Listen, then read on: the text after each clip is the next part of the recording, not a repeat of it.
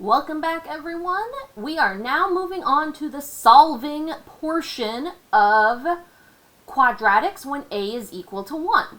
Now, before we dive right into the solving portion, there's a couple of mathematical terms that you guys need to be aware of. The first concept is the zero of a function.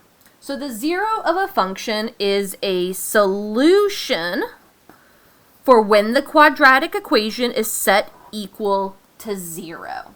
So essentially, we're now finding what x is equal to. We are now finding answers. So the standard form of a quadratic function when a is equal to 1 that you want to solve, it's not going to look very different.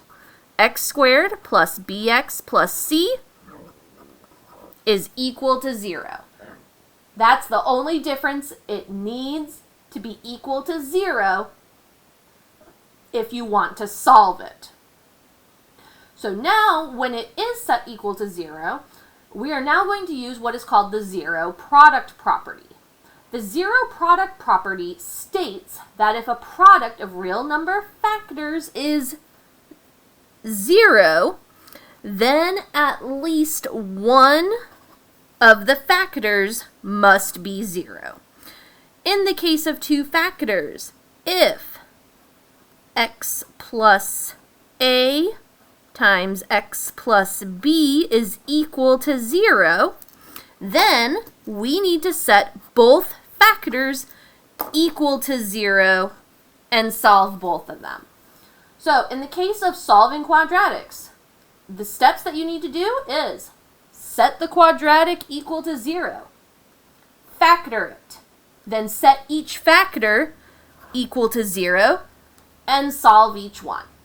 So really, there's only one extra step you have to do at the end for solving. We're going to still factor like we did on the first page. So after we factor, then we just go ahead and solve. But here's the key thing.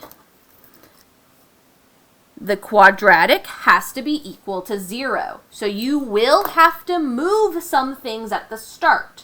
So if we look at our first examples, x squared minus 5x minus 56 is equal to negative 2x minus 2. This is not equal to 0. So we need to move the negative 2x and the minus 2 to the other side. So I'm going to add 2x to both sides, and I'm going to add 2 to both sides. We can do this in one step. Just make sure you have everything lined up correctly. And we're going to end up with x squared minus 3x minus 54 is equal to 0. Now that we have it equal to 0, now we do our factoring. Factors of c that give us b. So our c is 54. So we're going to go through and find our factors of 54. 1 and 54, 2 and 27, 3 and 18, 6 and 9. Now remember from our shortcuts on the first page, since b and c are both negative, the big factor is going to be negative. So now that we have our big factors with a negative, we need the pair that adds up to negative 3, which is right down here at the bottom. So we have x plus 6, x minus 9 is equal to 0. Don't forget that equals 0. It carries through. So now we set each of these guys equal to 0. So we're going to have x plus 6 is equal to 0. X minus 9 is equal to 0. Now you just have two one-step equations to solve. So subtract 6 from both sides, add 9 to both sides, and we get x is equal to negative 6 and 9. And we're done. That's all there is to it.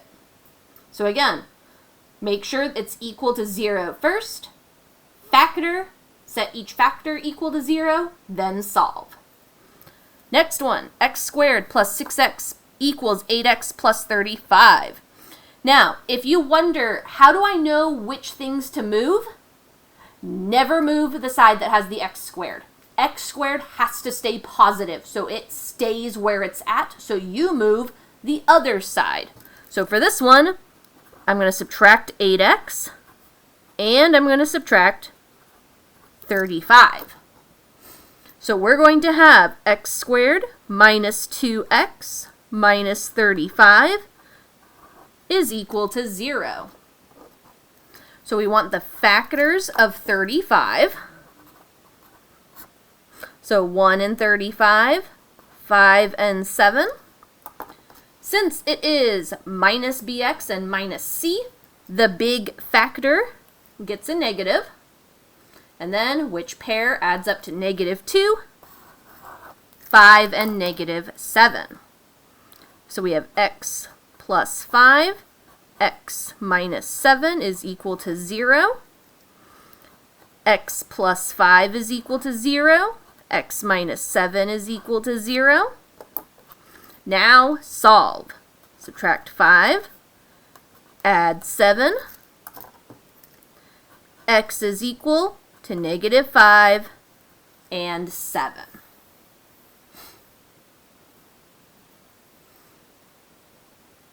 All right, we have 2 more.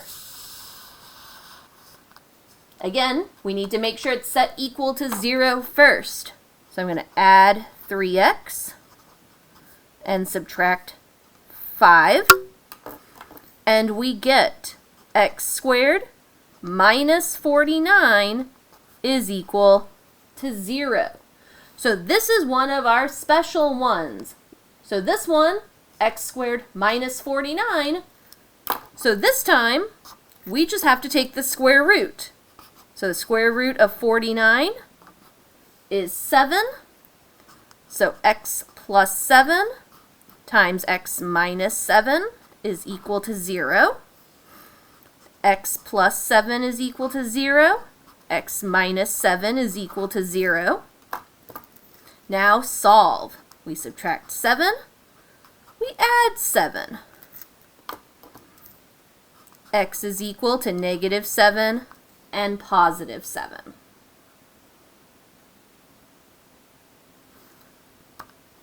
Last one. Again, we start with having it set equal to 0. So we're going to add 6x to both sides and subtract 5 from both sides.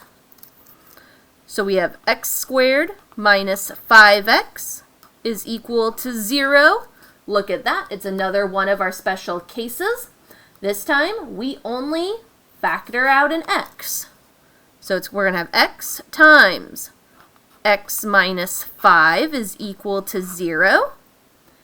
Again, set each factor equal to 0, even this x. So it's going to be x is equal to 0. X minus 5 is equal to 0. Since this first one is already x equals 0, that's an answer. So we only need to solve our second one, which to do that, we add 5. So we get x is equal to 5. Now, don't forget, x is also equal to 0. And there you have it. Factoring and solving quadratics when a is equal to 1.